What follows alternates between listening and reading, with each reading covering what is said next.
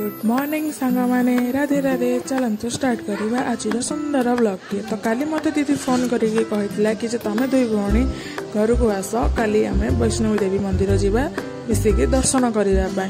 तो मुझे भाविली काली मोर ड्यूटी छुट्टी अच्छी आउ दर्शन करने जापर आम दी भौणी। तो काली राति आम दी भौणी बाहरी जाइलु घर को आसवाई आउ घर को आसी जाइलु आउ सकाଳେ उठिकिना गाधा पाधा करना रेडी होबार लगी आ मुझे पीहू सह लगुली।